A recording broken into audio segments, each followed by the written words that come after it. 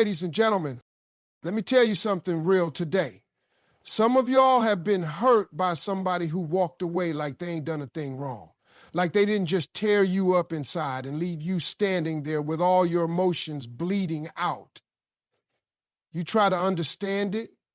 You ask yourself over and over, how can someone do that and act like nothing ever happened?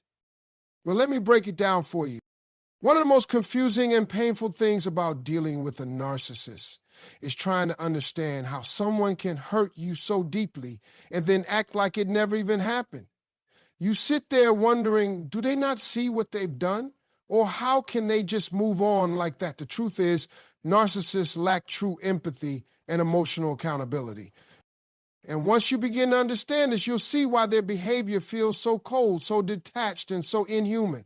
See, empathy is the ability to step into someone else's shoes and feel what they feel.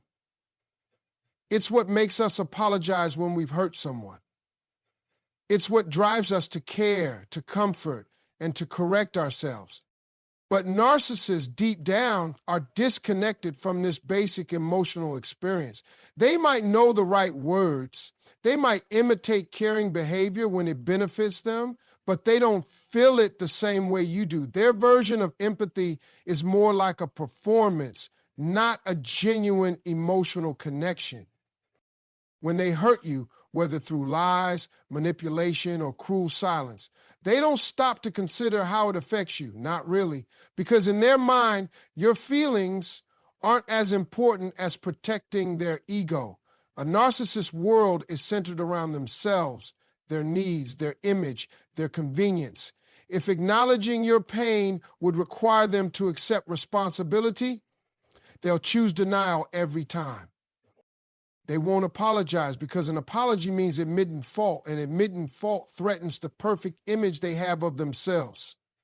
That's why even after doing something obviously wrong, they might look at you with a straight face, shrug it off, or even blame you for reacting. It's not just that they lack empathy, it's that they reject emotional accountability altogether. To them, saying, "I was wrong," is a weakness. Taking ownership of the damage they cause feels like losing control. And a narcissist needs control like they need air. So what do? They pretend like it didn't happen. They act normal. They shift the focus. They post on social media like everything's fine. They smile, laugh, go about their day, and leave you in emotional chaos, questioning your own sanity. This isn't accidental. This is part of how they protect their inflated sense of self. If they allowed themselves to feel guilt or remorse, they'd have to confront the truth that they're not perfect, that they caused harm, that they failed to love or respect someone who cared about them. And that truth, that's what they run from. A narcissist survives by building a wall between their actions and the consequences. That wall is built from denial, blame shifting, emotional manipulation, and silence. If you call them out, they'll either gaslight you or disengage. If you cry in front of them, they might roll their eyes or walk away. Why? Because your pain demands something from them they are not willing or even able to give. Genuine human accountability. You might think if I explain it the right way, they'll understand. But you're dealing with someone whose emotional wiring is fundamentally different. You're speaking a language they don't care to learn. And that's where the cycle of confusion and hurt begins. You keep waiting for empathy, expecting a response that will never come. Meanwhile, they keep reinforcing that emotional wall, walking around like everything is fine, while you're carrying the weight of a one-sided emotional war. What makes this even more damaging is that narcissists often know just enough about emotions to fake it. They can pretend to care when they need something from you. They can throw out a half-hearted, "I'm sorry you feel that way," if it helps them get back in your good graces. But those words are hollow. They're tools, not truths. And when the mask slips, when the charm wears off, you're left staring at someone who can hurt you deeply and not even flinch. Understanding that narcissists lack true empathy and emotional accountability won't erase the pain they caused, but it does something important. It helps you stop blaming yourself. You stop thinking, maybe if I had said it differently, or maybe I'm overreacting. You start to see the pattern. You start to realize that their inability to care isn't a reflection of your worth, it's a symptom of who they are. And with that awareness, you begin to break free. One of the most frustrating things about dealing with a narcissist is that they don't just hurt you. They twist the truth so skillfully that you begin to question your own reality. You know what they said, you remember what they did, you recall the pain you felt in that moment, but when you bring it up, they look at you like you're crazy, like you're making it all up. That's because narcissists rewrite reality to suit their ego and avoid blame. They are not interested in truth. They are only interested in control. And if the truth threatens their image or forces them to take responsibility, they'll bend it, erase it, and replace it with something more convenient for them. This behavior is not just manipulation, it's survival to them. Narcissists depend on maintaining an inflated self-image. In their minds, they are the victim, the hero, the misunderstood genius, never the villain. So when a situation arises where they are clearly in the wrong, they can't handle it. Instead of admitting fault, they shift the narrative. They'll say you misunderstood. They'll insist you're too emotional or too sensitive. They'll deny, minimize, or completely change the facts until you start to doubt yourself. You may even begin to wonder if you're the problem. This rewriting of reality is what people often call gaslighting, and narcissists are experts at it. They'll tell you something didn't happen even if you have proof. They'll say they never said that even though you remember the exact words. They'll claim they were joking, that you're overreacting, that you're reading too much into things. And they do it all with such confidence, such calmness, that you begin to second guess what you know to be true. That's not an accident. That's how they keep you off balance. That's how they protect their ego from the uncomfortable truth that they were wrong, that they caused harm, that they acted out of selfishness or cruelty. In their version of events, they are always justified. If they yelled at you, it's because you provoked them. If they betrayed you, it's because you weren't meeting their needs. If they abandoned you, it's because you were too difficult to love. They rewrite the past so that it always ends with them being blameless and you being the one who messed everything up. And the more you try to defend yourself, the more they twist your words until you find yourself apologizing just to keep the peace, even when you know in your heart you didn't do anything wrong. This kind of psychological manipulation is deeply damaging. It makes you question your own memory, your own perception, even your own sanity. You start to think, maybe I'm exaggerating. Maybe I did take it the wrong way. Maybe I am too much. That's exactly where a narcissist wants you, confused, insecure, and easy to control. As long as you're doubting yourself, you're less likely to stand up to them. As long as they can convince you that your feelings aren't valid, they don't have to deal with the consequences of their behavior. It's important to understand that narcissists aren't interested in resolving conflict in a healthy way. They don't seek understanding or reconciliation. They seek power. And rewriting reality is one of the ways they maintain that power. They need to believe and convince others that they are always in the right. If you challenge their version of the story, they'll either dismiss you, demonize you, or play the victim so convincingly that people actually start to feel sorry for them.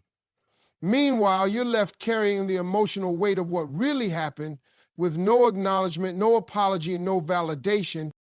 This is why arguing with a narcissist often feels like talking in circles. You bring up a specific incident, and somehow the conversation ends up being about your flaws, your tone, your supposed misunderstanding. Nothing gets resolved, and you walk away feeling even worse than before. That's their tactic. They want to blur the lines between truth and fiction until you can't tell the difference anymore. The sad part is narcissists often believe their own rewritten version of events. They convince themselves that what they're saying is true because it's easier than facing the reality of their actions. It's not just lying to you, it's lying to themselves. That's how deeply rooted their need for self-protection is. They would rather live in a fantasy than accept the reality that they hurt someone who loved them.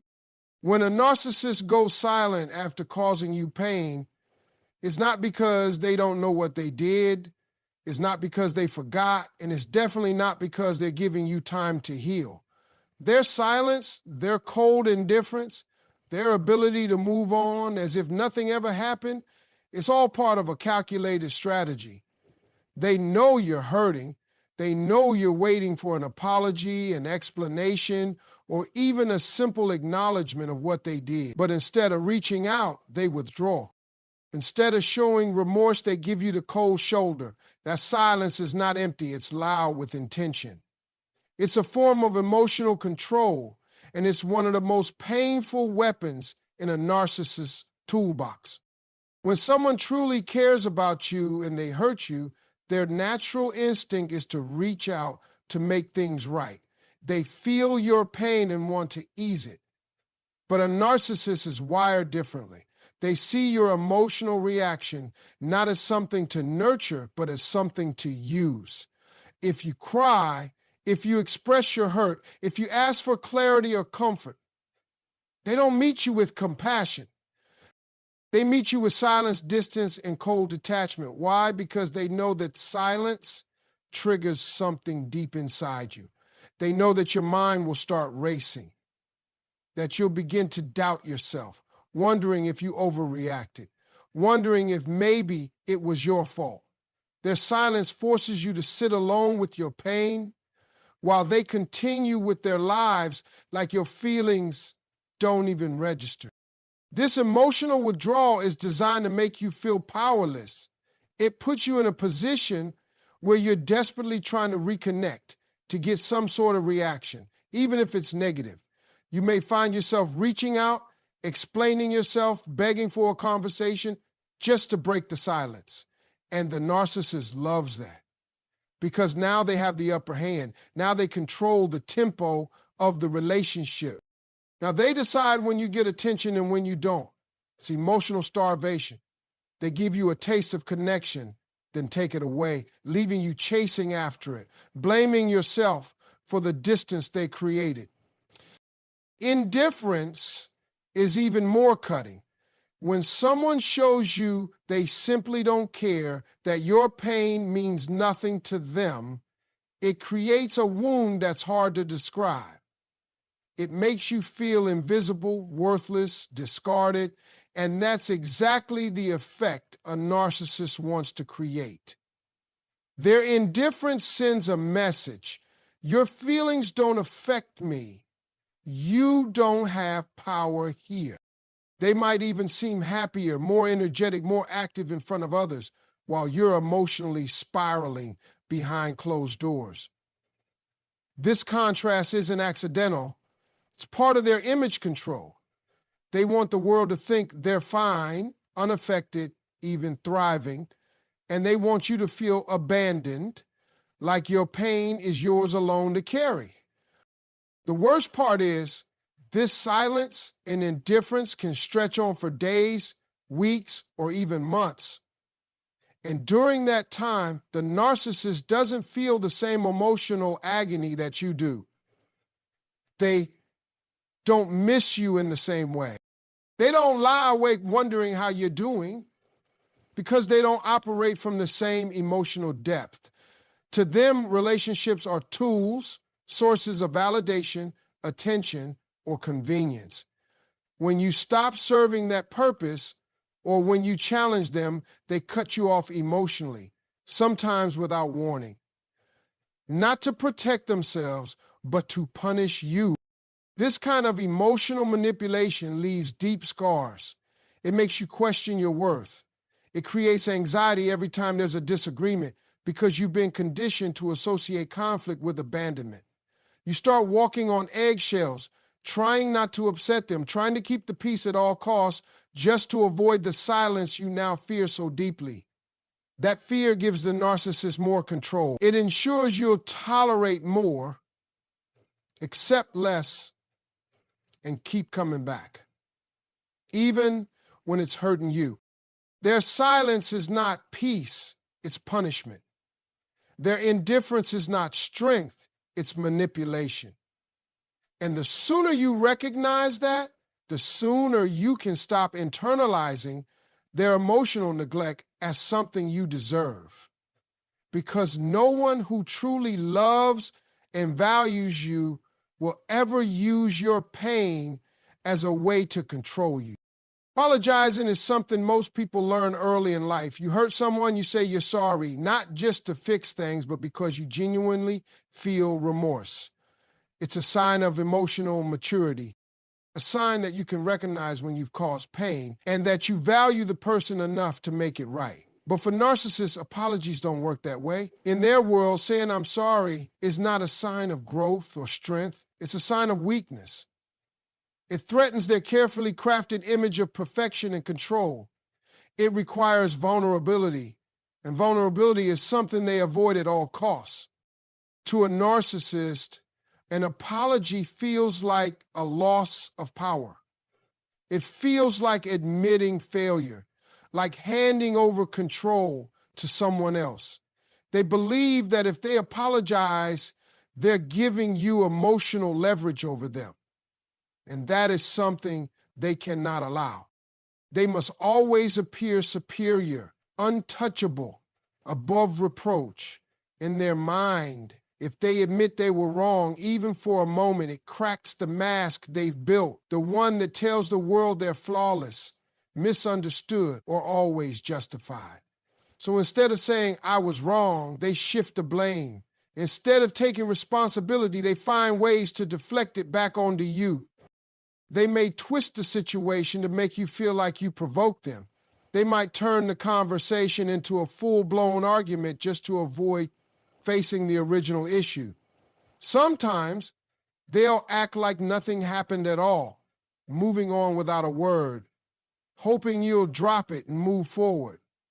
And if you bring it up again, they act annoyed, like you're the one holding on to things for too long. It's all part of the game. Deny, distract, and deflect, anything to avoid those three simple words, I am sorry. Even when a narcissist does apologize, it's rarely sincere. It's often surface level, vague, or conditional. They'll say things like, I'm sorry you feel that way, which is not an apology for what they did, but a subtle way of blaming you for how you reacted. Or they'll apologize just enough to stop you from leaving, to reset the dynamic, to keep you from calling them out publicly. But deep down, they don't feel true regret. They're not sorry for the pain they cause. They're sorry for the consequences they might face because of it. To understand why narcissists fear apologizing, you have to understand how deeply rooted their insecurity is. Beneath all the arrogance and bravado is a fragile ego that cannot handle criticism, even if it's justified. They live in fear of being exposed, of being seen as flawed or inadequate. So instead of confronting their mistakes, they rewrite the story. They surround themselves with people who won't challenge them, and they avoid any situation where they might be held accountable. That's why even the smallest apology feels threatening. It shakes the illusion of superiority they've worked so hard to maintain. This mindset is not just frustrating for the people around them, it's deeply harmful.